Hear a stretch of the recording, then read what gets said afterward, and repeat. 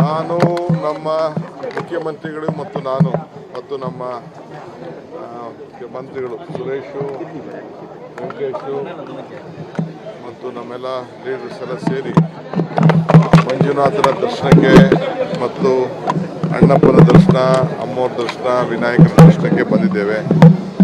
ಭಾಳ ಸಂತೋಷ ಆಗ್ತಾಯಿದೆ. ರಾಜ್ಯದಲ್ಲಿ ಮಳೆ ಮತ್ತೆ ಪ್ರಾರಂಭ ಆಗಿದೆ. ನಮಗೆ ಮುಖ್ಯಮಂತ್ರಿಗಳು ಕೂಡ ರಾಜ್ಯಕ್ಕೆ ಒಳ್ಳೆ ಮಳೆ ಬೆಳೆ ಬಂದು ಶಾಂತಿ ದೊರೀಲಿ ಅಂತೇಳಿ ಪ್ರಾರ್ಥನೆಯನ್ನು ಕೂಡ ಮಾಡಿದ್ದಾರೆ. ಇವತ್ತು ನಮ್ಮ ಧರ್ಮದ ಸಂಪ್ರದಾಯಂತೆ ಬಂದು ಇವತ್ತು ಧರ್ಮಸ್ಥಳಕ್ಕೆ ಏನು ಮಾತಿದೆ, ಮಾತು ಬಿಡದ ಮಂಜುನಾಥ, ಕಾಸು ಬಿಡದ ತಿಮ್ಮಪ್ಪ ಅಂಥೇಳಿ ಆ ಮಂಜುನಾಥನಿಗೆ ನಮಸ್ಕಾರ ಹೇಳಲಿಕ್ಕೋಸ್ಕರ ಮುಖ್ಯಮಂತ್ರಿಗಳು ಬಂದು ಇವತ್ತು ರಾಜ್ಯದ ಜನತೆ ಪರವಾಗಿ ಮತ್ತು ವೈಯಕ್ತಿಕವಾಗಿ ಕೂಡ ಪ್ರಾರ್ಥನೆಯನ್ನು ಮಾಡಿದ್ದಾರೆ.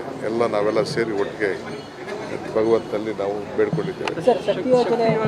ಇವತ್ತು ಧರ್ಮಸ್ಥಳದ ನಮ್ಮ ಹೆಗಡೆ ಸಾಹೇಬರು ಕೂಡ ಹೇಳ್ತಾ ಇದ್ರು, ಜನಶಕ್ತಿ ಯೋಜನೆಯಿಂದ ಭಾಳ ಜನ ಹೊರಗಡೆಯಿಂದ ಬೆಳಗಾಮು, ಬೇರೆ ಬೇರೆ ಕಡೆ ಹುಬ್ಬಳ್ಳಿ, ಧಾರವಾಡ, ಗುಲ್ಬರ್ಗ ಎಲ್ಲ ಕೂಡ ಹೆಚ್ಚಿನ ಜನ ಬಂದು ಈ ಶಕ್ತಿ ಯೋಜನೆಯನ್ನು ಪ್ರಯೋಜನವನ್ನು ಪಡ್ಕೊಂಡು ಧರ್ಮಸ್ಥಳಕ್ಕೆ ಸಾವಿರಾರು ಜನ ಪ್ರತಿದಿನ ಬರ್ತಾ ಇದ್ದಾರೆ.